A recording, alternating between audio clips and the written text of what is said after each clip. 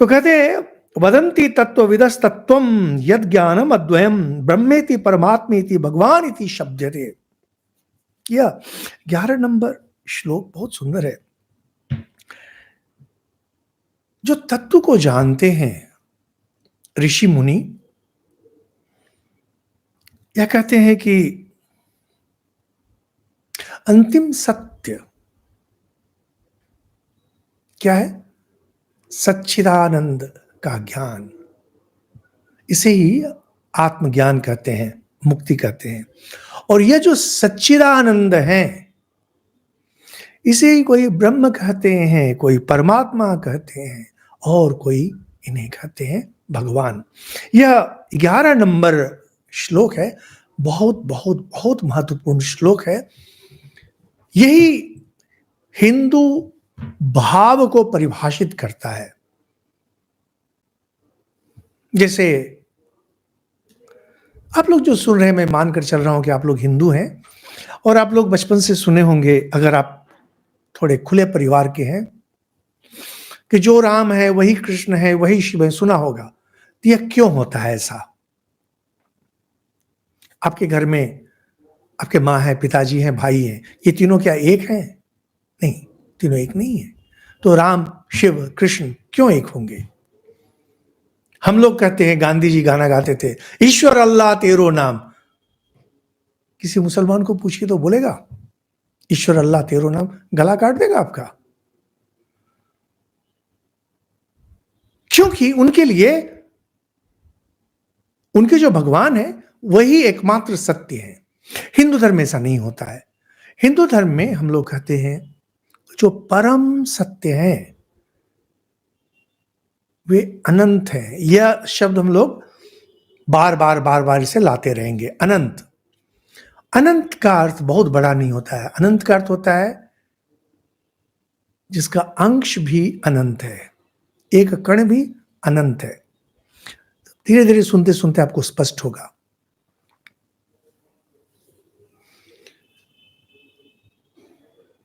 सच्चिदानंद को हम लोग जिसके बारे में बात करें, जिस अवस्था के बारे में, जिस तत्व के बारे में,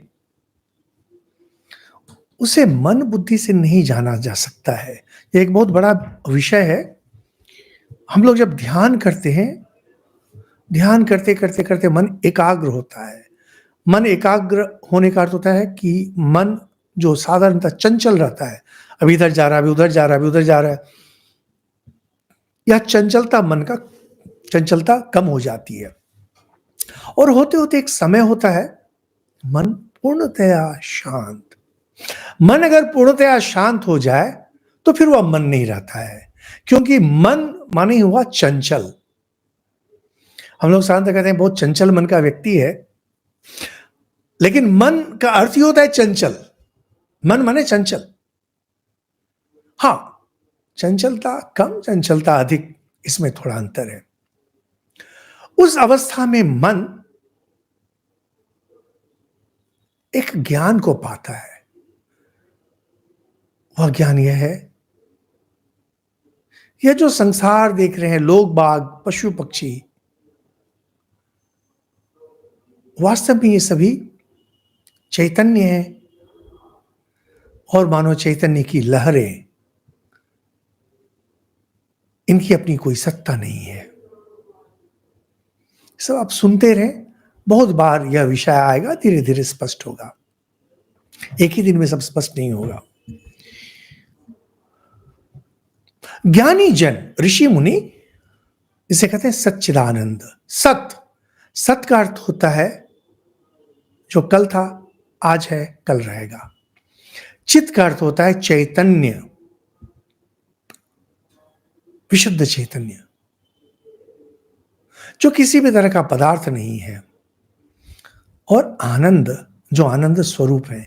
तो वेदांत में इसकी लंबी व्याख्या की जाती है कि यह जो सच्चित आनंद है, यह क्या गुण है? जैसे हम लोग कहते हैं लाल घोड़ा, यह लाल जो है घोड़े का गुण है, विशेषण। वेदांत कहते हैं नहीं, जो सत है वही चैतन्य है, वही आनंद है। खैर, हम लोग इसमें नहीं पढ़ रहे। तो यह सच्चिदानंद जो है, इसी को लोग भगवान कहते हैं।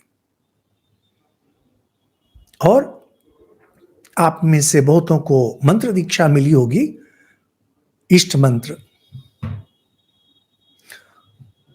अगर रामकृष्ण मिशन से आपने दीक्षा ली है तो हो सकता है कि आपको स्पष्ट कर दिया गया हो इष्ट मंत्र का अर्थ क्या होता है। और बाकी जगह तो लोग नहीं करते, क्योंकि गुरु लोगों को भी पता नहीं होता है। सुनने में तो बुरा लगता है, सच्चाई यही है। आपके इष्ट वास्तव में सच्चिदानंद है। आपके इष्ट चाहे काली हो, चाहे दुर्गा हो, चाहे शिव हो, राम हो, कृष्ण, जो भी है, उनका बस एक ही गुण है, वे अनंत है। अनंत है इसलिए सच्चिदानंद है। उसी को कोई दूसरा व्यक्ति एक दूसरे नाम से पुकारेगा।